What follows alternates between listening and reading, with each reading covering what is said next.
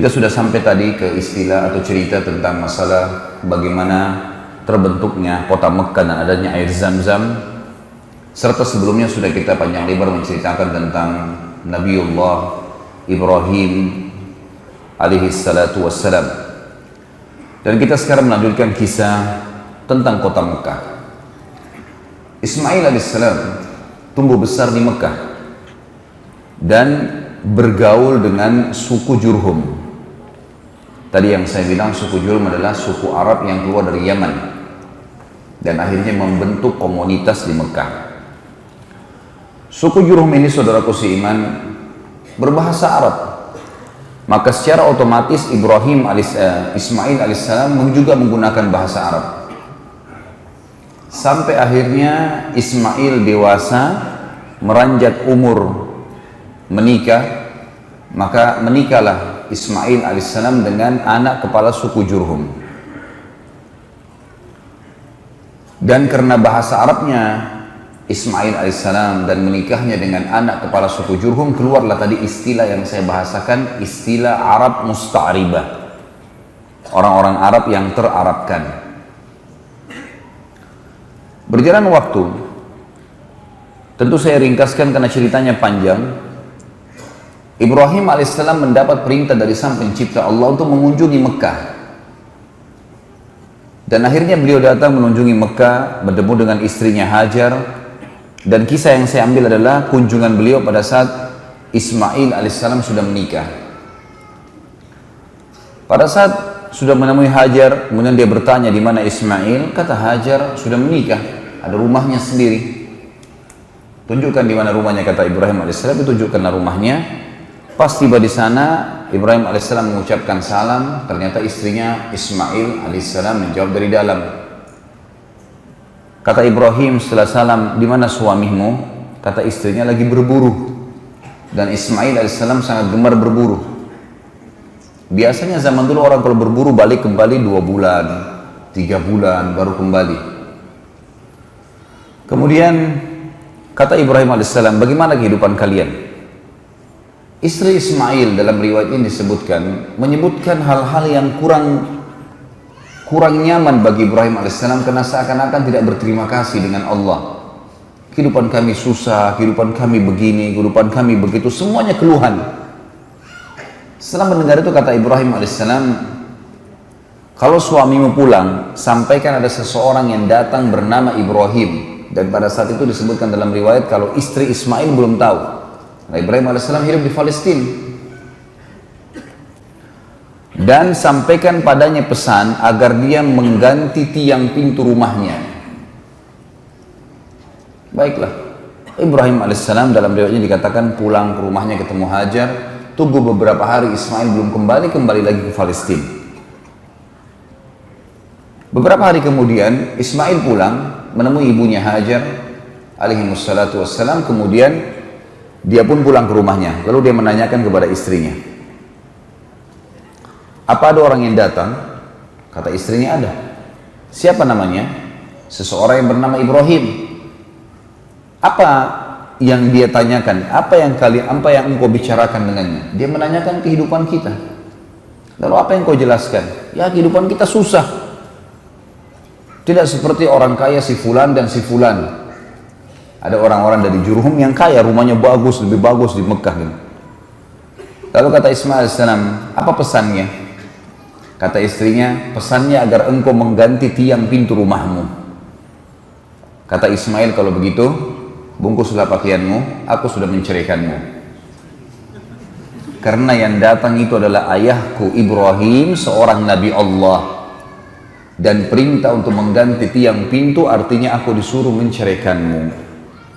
Makanya sampai keluar istilah bagi orang-orang Arab, kalau dia mengucapkan kalimat santun agar istri diceraikan, maka dia mengatakan, aku akan mengganti tiang pintu rumahku. Di sini ada akhwat datang hadir ya.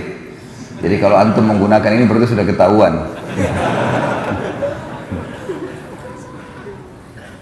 Beberapa waktu kemudian dalam riwayat lagi yang lain disebutkan Ibrahim alaihissalam datang lagi. Kedua kali, tapi entah jedah waktunya berapa tahun tidak tahu.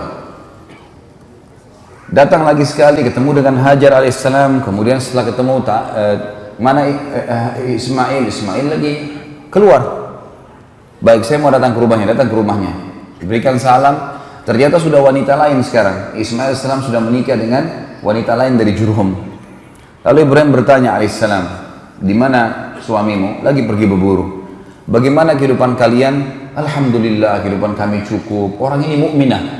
Semuanya disyukuri sama dia. Setelah panjang lebar dia cerita, kata Ibrahim alaihissalam, kalau suamimu pulang sampaikan salam seseorang yang bernama Ibrahim dan sampaikan padanya agar dia mempertahankan tiang pintu rumahnya. Ini yang senyum-senyum sudah tahu cara bercerai ya. Bukan saya ajarin loh ya. Cerai dalam Islam itu hukumnya hal mubah yang paling Allah benci. Tapi ini adab terjadi di sejarah para nabi-nabi. Kali ini Ibrahim alaihissalam tidak langsung pulang. Nunggu di situ. Nunggu sampai Ismail alaihissalam datang. Dan ada sebuah riwayat yang dipastikan insya Allah kesahihannya menjelaskan bahwasanya Ibrahim alaihissalam belum pernah bertemu dengan Ismail kecuali di saat itu. Jadi belum pernah ketemu sebelumnya. Dari waktu bayi diletakkan pertama di Mekah yang kosong itu, belum pernah ketemu sampai Ismail sudah menikah. Jadi bisa belasan mungkin puluhan tahun. Tapi tidak disebutkan umur Ismail alaihissalam waktu itu berapa. Ada juga sebagian ulama yang menanggapi kisah ini mengatakan kemungkinan adalah Ismail alaihissalam pada saat itu sudah mencapai juga umur kenabian. Umur kenabian berarti 40 tahun. Yang berarti Ibrahim alaihissalam pada saat itu sudah 70 tahunan. Karena sudah hampir 80-an sekian. Ya. Maka ini sebuah pernyataan tentunya, tapi apapun itu yang jelas disampaikan kalau Ismail alaihissalam bertemu dengan Ibrahim. Setelah bertemulah dua orang ayah dan anak ini. Baru saja 2-3 hari ketemu, Ibrahim alaihissalam mimpi menyembelih anaknya. Maka pada saat itu pun Ibrahim alaihissalam memanggil Ismail di pagi hari, kemudian mengatakan, ya Ismail, sesungguhnya aku melihat dalam mimpiku, aku menyembelihmu. Kira-kira bagaimana pendapatmu? Ada sebagian orang yang mengatakan di sini Ismail masih anak-anak. Masih di bawah 10 tahun, masih di bawah 15 tahun. Tapi ditanggapi oleh para ahli sejarah yang lain atau para ulama yang lain, tidak mungkin anak-anak umur 15 tahun atau di bawah 10 tahun mau menerima lehernya disembelih. Masuk akal lah kira-kira kalau antum punya anak 10 tahun, sini nak, saya mimpi saya sembelih kamu. Larilah dia. Jadi yang lebih dekat sebenarnya adalah memang Ismail sudah sampai pada umur yang ternobatkan menjadi nabi. Bahkan pendapat yang dirajihkan oleh sebagian besar ulama adalah Ismail sudah dinobatkan jadi nabi pada saat itu. Jadi dia sama ayahnya sudah sama-sama nabi. Cuman Ibrahim alaihissalam rasul. Rasul berarti membawa syariat baru. Nabi hanya mengingatkan kaumnya apa yang disampaikan nabi dan rasul sebelumnya. Jadi Ismail tidak punya syariat baru, beliau nabi. Hanya menyampaikan kaumnya apa yang disampaikan ayahnya Ibrahim. Tapi Ibrahim rasul, bawa syariat, dan bahkan termasuk ulul azm di antara 5 rasul yang merupakan pilihan atau pemimpin para nabi-nabi dan rasul yang Allah utus 120.000 nabi, di antaranya 313 rasul yang wajib kita imani, yang tertulis namanya di Al-Quran dan Sunnah, 25 nabi dan rasul. Ibrahim alaihissalam pada saat menyampaikan kalimat itu, kira-kira apa responnya Ismail alaihissalam?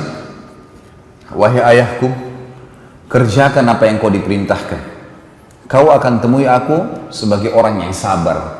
Dan kalimat ini teman-teman paling tepat diucapkan oleh seorang nabi. Ini minta disembelih.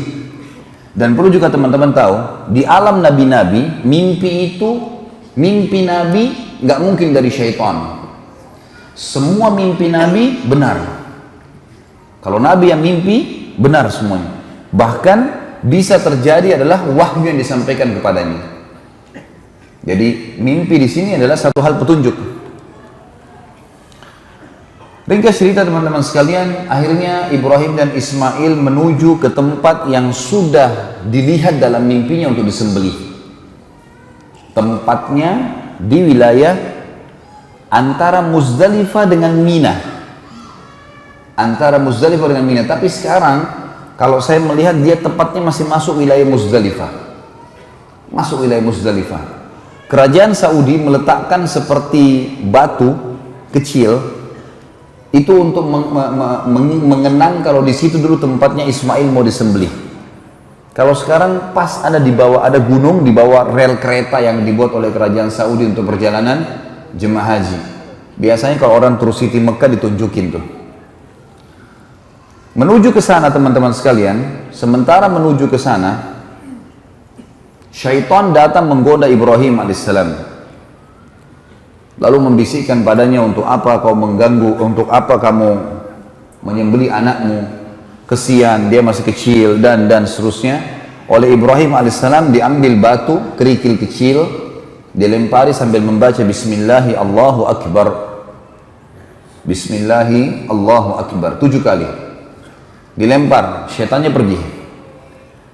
Berjalan sedikit, kurang lebih 10-20 meter, datang lagi syaitan yang sama menggoda Ibrahim alaihissalam, melempar lagi dengan kerikil kecil 7 Bismillahi Allahu Akbar, hilang lagi syaitannya. Sampai yang ketiga kali, batu yang 7 kali yang ketiga dilempar dengan Bismillahi Allahu Akbar, barulah syaitannya hilang. Lalu Ibrahim alaihissalam meletakkan Ismail di atas sebuah batu di sebuah bukit kecil tadi. Setelah diletakkan, dan Allah Azza wa Jalla, Allah yang maha tinggi dan maha mulia, telah menceritakan kepada kita dalam Al-Quran yang akan saya bacakan nanti ayatnya, bagaimana pada saat itu Ismail dan Ibrahim dibiarkan oleh Allah yang maha tinggi dan maha pemurah, diuji keikhlasannya, dibiarkan melakukan sampai titik terakhir. Sampai dalam ayat nanti kita akan baca, pada saat keduanya sudah pasrah, betul-betul Ismail sudah menyerahkan lehernya, dan Ibrahim sudah mengangkat pedang dan mengayunkan pedangnya, memang sudah betul-betul akan disembelih.